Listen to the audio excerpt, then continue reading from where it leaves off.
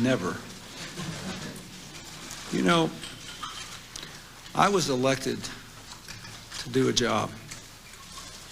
I think the American people know 2 or 3 things about me now that they didn't know the first time this kind of effort was made against me. I think they know that I care very much about them, that I care about ordinary people whose voices aren't often heard here. And I think they know I have worked very, very hard for them. And I think they know now more often than not the ideas I had and the things I fought for turned out to be right in terms of the consequences for the American people. I think they know all that. And I'm just going to keep showing up for work. I'm going to do what I was hired to do. I'm going to try to keep getting good results for them. The pain threshold, at least for our side, being in public life today has been raised.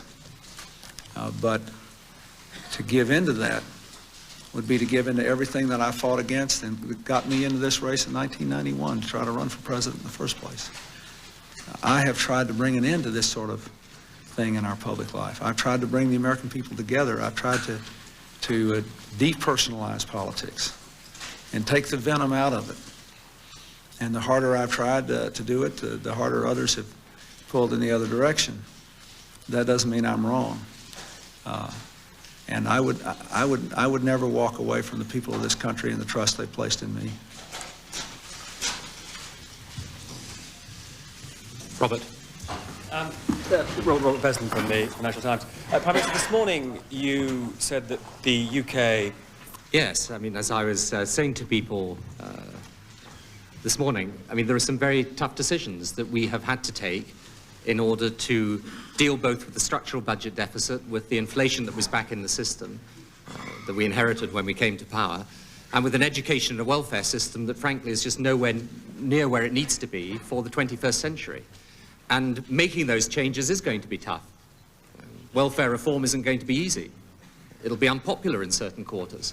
Taking the measures to cure the budget deficit has been hard when people want more money spent on more public services.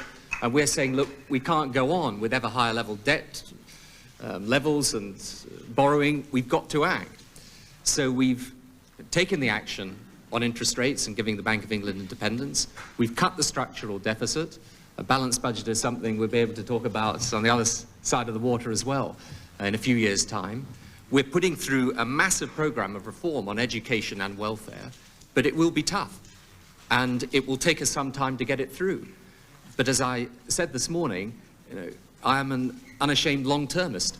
I believe in making sure that the decisions that we take aren't based on the next day's headlines, but are based on where we really want the country to be some years down the line. And particularly when we're facing such enormous global economic challenges, we can't afford either to lose a grip on monetary or fiscal prudence or to leave our education and welfare system in the state they're in. So yes, it'll be tough, but it'll be worth it in the end. Let me just make one comment to support something the Prime Minister just said. When he said he was an unashamed long-termist. And in a funny way, when societies change as fast and as much as our societies are changing today, when the pace of events and their variety make it more difficult to predict what will happen next week or next month, it is even more important to be oriented toward the long term, because you have to figure that if you lay in a structure of opportunity and for a free people, they'll get it right and they'll overcome all these unpredictable developments in the meanwhile. And I think that's why I think the approach that he's taken is so wise and so right, not only for Great Britain, but for any other country as well.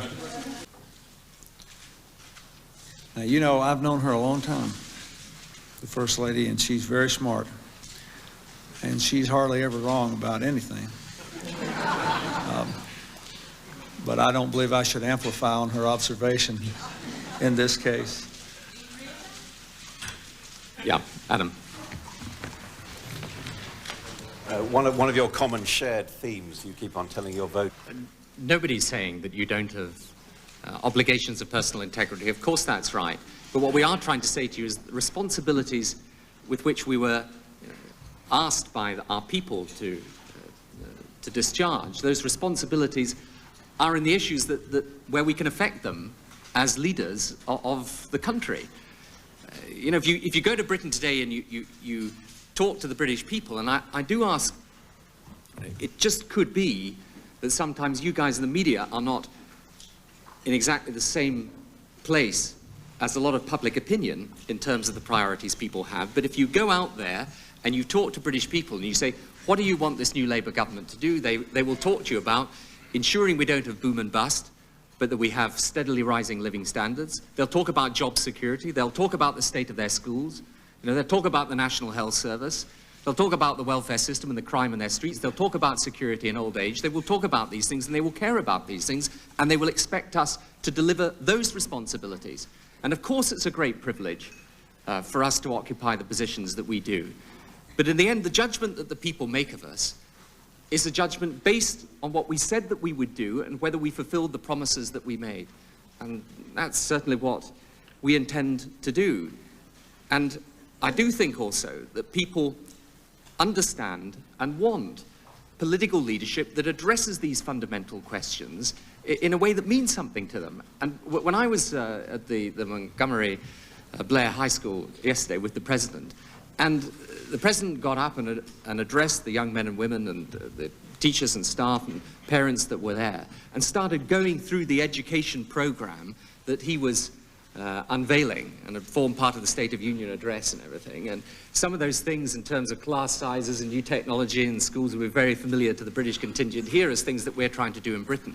I mean, the enthusiasm and the delight with which those things were greeted, because those people knew that in the end, that's what they elected their president to do, that's what they elected me to do, and that those are the things that they want from us, and we've got to make sure all the time that we're focusing on that big picture.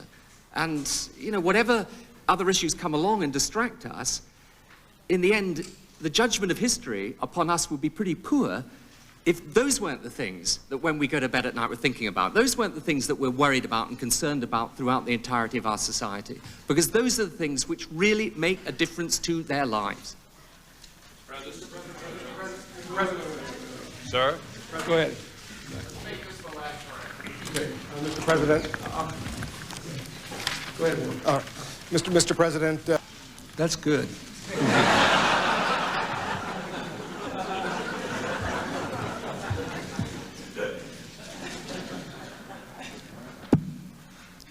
That's good, but at this minute, I'm going to stick with my position. I'm not commenting. Yes. Relations between Britain and the United States appear to be splendid. Well, first of all, what happened was horrible. And when I heard about it, I was very shaken. And I as you know, there was a period of a few hours there where it wasn't clear how many people had died, where there was another whole gondola suspended, where many more people could have died, and thank God they were rescued. And the whole thing has been an agony for the people of Italy, and there were a substantial number of Germans killed. And I'm sure for the pilot of the plane and the people in our military base in Aviano, where I have been on more than one occasion, I can tell you what I think should be done. I called Prime Minister Prodi and I told him that I was heartsick about it, that I would make absolutely sure there was a no-holds-barred full investigation of what happened, that the Italians would be kept fully informed and be a part of it, and that we would work with them in every way possible to make sure that they knew that we tried to get to the bottom of it and to handle it in the appropriate way. You know, in our military every year, I say this to the American people all the time, but let me just say this. It is an inherently dangerous business. Now, we don't know what the facts are here. Maybe somebody made a careless mistake. We don't know. I do not know what the facts are, and I will not render judgment until I do. But we lose about 200 people every year in military service in America on training exercise or otherwise on duty. And those planes fly very fast, and I don't know what the description of the mission was. I want to wait until I see exactly what the facts are. But it is inherently more dangerous than I think we think from time to time. Now, I told the Prime Minister of Italy, and I'll tell you, I will do everything I can to find out exactly what happened and to take appropriate action and to satisfy the people of Italy that we have done the right thing. I understand why they're hurt and heartbroken and angry, and they are entitled to answers, and we'll try to give them to them. Now, go ahead, back, and the gentleman in the back. I promise one more. Last question. Go ahead. Mr. President, do you believe that airstrikes alone are... Well, there have been many thoughtful public pieces, a lot of very thoughtful articles which have been written about the limits as well as the possibilities of any kind of military action. I think the precise question should be, that I should have to ask and answer, is could any military action, if all else fails, substantially reduce or delay Saddam Hussein's capacity to develop weapons of mass destruction and to deliver them on his neighbors? The answer to that, I am convinced, is yes. I'm convinced there is a yes answer there. But you have to understand that those are the criteria for me. I told you before, I don't believe we need to refight the Gulf War. It's history. It happened. That's the way it is. I don't believe we need to get into a direct war with Iraq over the leadership of the country. Do I think the country would be better served if it had a different leader? Of course I do. That's not the issue. The issue is that very sharp question. If the inspection regime is dead, and therefore we cannot continue to make progress on getting the stuff out of there in the first place, and then keep in mind there are two things about this regime. There's the progress in getting the stuff out of there in the first place, and then there is the monitoring system, which enables people on a regular basis to go back to high probability sites to make sure nothing is happening to rebuild it. So if that is dead, is there an option which would permit us to reduce and or delay his capacity to bring those weapons up and to deliver them? That is I think the answer to that is yes, there is an option that would permit that. You want to ask one more question? That's what in the British media is called a helpful question. If I can, I don't presume to give advice at all. All I think that is important, which is what we've managed to do, is to discuss the issues that we've set out and listed for you. And as I say, I think we'd be pretty much failing in our duty if we weren't to do that. And I've actually noticed since I've been here and I've talked to many people here, that there is, of course, huge concern at the moment of what is happening in Iraq. There's huge interest in Britain and the new government and what we're trying to do in Northern Ireland. And I think the best thing is for us to concentrate upon those issues for the very reasons I've given, that's what we were elected to do. And that's what I intend to do. That's what President Clinton is doing. And I think he's quite right. Thank you.